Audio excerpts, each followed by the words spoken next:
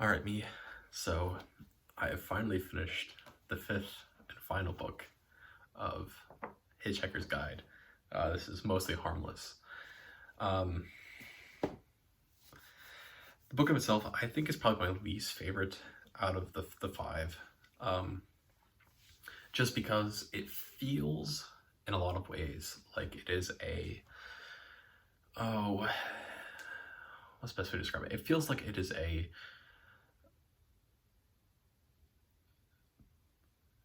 just like, people wanted more of it, and so Douglas Adams had to find a way to write more of it.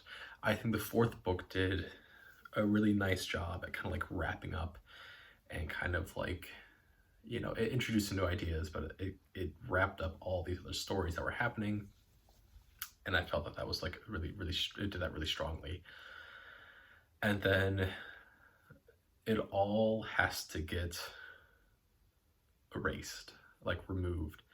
Um, and then we have to get into this kind of weird whole thing of Douglas Adams has to invent a way for this to make sense. And it basically becomes, devolves into parallel universes and all of that jazz, right? And it just doesn't seem as natural to me as the first three, and the fourth one was on shaky ground sometimes, and this one certainly felt a lot like it was on shaky ground. But of course, that's my own opinion, you know. Um, uh, that's really my big, I didn't really enjoy it, that sense of it, right? Of course I enjoy the story. I love Douglas Adams, but the way it kind of sets itself up for this fifth book, I'm not a huge fan of.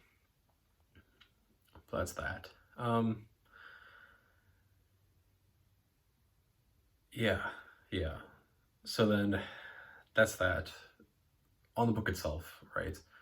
The big philosophy here, I would argue, is it is what it is, which is, a favorite saying of mine. But I think that really comes down from three major, points. Um, you have, I bookmarked it so I could go back to it. When Arthur is going through and he meets all of the soothsayers or tellers, and he meets the last one, and he basically gets this, they go through this whole thing with this one soothsayer in which the soothsayer eventually kind of goes, clearly you're not actually looking for the truth. You're looking for me to say something that you already know, but you're afraid to admit, right? And he does this because like the soothsayer is like kind of like bending time and bending, distorting the world around him. And Arthur gets freaked out by this, and it's clear to the soothsayer at that point, like Arthur is not looking for an actual enlightenment in the world. He just wants to be, reassured that something is correct, right? Or that, something is something. And the eventual thing that old man tells him is, protect me from knowing what I don't need to know. Protect me from even knowing there are things to know that I don't know. Protect me from knowing that I decided not to know about the things that I decided not to know about, right? It's implying that there's this whole other thing that we don't want to have to deal with outside of our own realm, because it is what it is. It is, of some of the previous books, someone else's problem, right? It is out there, and we should ignore it because it's not inherently important to us. And so protect me from the things that I do not know, and protect me from even knowing that I should know these things, right? And that kind of circles back like to someone else's problem, and a couple other ideas that have been pushed forward about just the lack of observation that we tend to have in our lives. And then But even with that, then Arthur then goes and he lives with the Bartaldanians, which he goes there because the planet of itself is, very similar to Earth, but Earth doesn't exist, so he has to go live somewhere else. And Bartaldanians don't have any desire or any hope.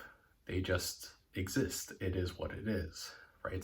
Which is inherently the core belief of this, don't let me know about things I don't need to know about, right? The Bartaldanians live by this inherently. And then we get told through this book that Arthur reads while he's on Bartaldania is that, number one, they don't have any hope, but also any wishes or any dreams, but also they don't think about things. It is just what it is. And in this book that he reads, he's describing that he goes through this whole book in which nothing really happens, and then 2 chapters, the penultimate chapter, the main character just dies, and there's no it doesn't even matter. And the next chapter of the book just continues on with this conversation that was happening before about construction in Baldania. And right, it's kind of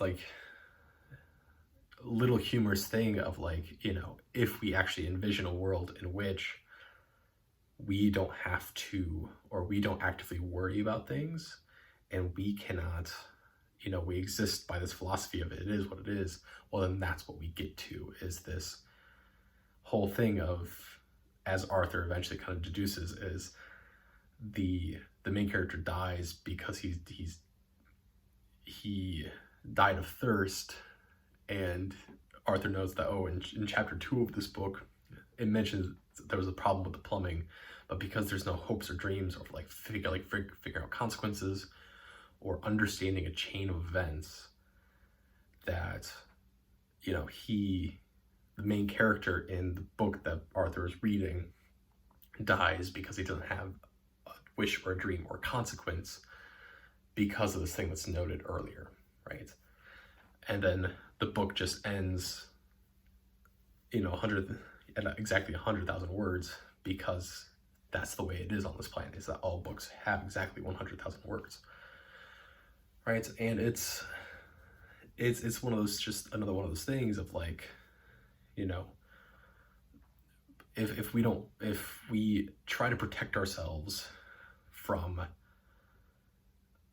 understanding the world around us, that's what we end up leading to in a completely devoid world, is a lack of understanding consequences of things. So I don't know, I thought that was a fun little thing. The third point is really the second back half of the story, in which we get the second guide that is kind of released into the world. And the way it kind of plays out is that Ford Prefect sends this guide out into the world, sends it to Arthur, because Arthur's supposed to be this kind of safe person that, doesn't really matter and doesn't do a whole lot, as evidenced by the fact that he just becomes a sandwich maker, and that's all he wants to do with his life, right? And then we get this whole kind of expose on how this second guide, the initial plan for it was to sell one copy in a million different universes, or an infinite amount of universes. And so the way it ends up working is this one guide is constantly going through a series of logical reasonings in order to make things happen and make things work, right? It is inherently fate. It is, in reality, God, right? And it forces a changing of the way that we read the rest of the book, right? Because of this whole thing I discussed last time with, maybe it was the time before, I don't remember which one it was, I think it was 2 times. But with time travel and that whole situation, which inherently time travel, if it is invented, therefore it exists at all times, this really plays into that of the second guide, because once the guide is invented and created, well, now it has control over everything that has ever happened to try and get to this final goal, right? It is effectively acting in the place of a full god, right? In the very, I don't want to say like the very Western view of a creation of a will that has, you know, power over us in some way. And so, I mean, that's what the guide eventually does, is it seems to have power over Fort Prefect and getting him to do all these certain things and like letting him survive in completely improbable ways. And then it gets shipped to Arthur, but Arthur's just had this bombshell dropped on him that he has a daughter that is kind of rebellious, right? And therefore, because of that, the daughter being rebellious then takes the package, runs away, when then it eventually gets on a ship, right? It's this whole thing in which, right, if we think about in terms of the fact that this guide is somehow trying to control everything all at once to get to a final destination or a final reasoning, none of the decisions or coincidences that have occurred up to this point in any of the stories are actual improbabilities, right? And it's just one of those interesting things of like, you know, we had talked about the whole improbability drive going to the bistro mathematics and how that all kind of plays out. And right, it becomes no longer a series of coincidences, but a series of highly probable improbabilities that the guide is forcing everyone in the world ever to abide by, which then falls back into this whole thing of, number one, it is what it is, and number two, a very Western, I would argue, a very Western view of what, you know, destiny and willpower and the will of God are, right? But yeah. I'm trying to think if there's anything really else to really, no, this, overall, like, I just didn't enjoy this one as much because it felt very adjacent, right? Which I think is part of the point, because we're exploring all these alternate universes, and that's one of the things that kind of comes about, is that, you know, we have Random, who is the daughter of Trillian and Arthur, and, you know, she's living in a world in which there isn't a place for her, right? And then therefore, much like this book, it's always like slightly off or slightly at a right angle to who she is, but then also, you know, where this book kind of like all falls into. Because, right, like the fourth book, you know, I think did like, I don't want to say like a happy ending, but very much just like okay, we kind of see where everyone's going and how all this is working out.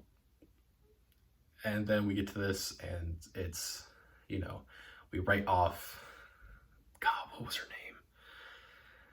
The girl that Arthur eventually fell in love with. She's just completely written out, right? It would be this whole thing with Trisha and Trillian, who are the same person but from different universes. You know, it's all, it just doesn't feel as clean to me with the other ones. Well, that's that. But yeah, I guess I should also speak more on Random. Random has this whole thing in which, you know,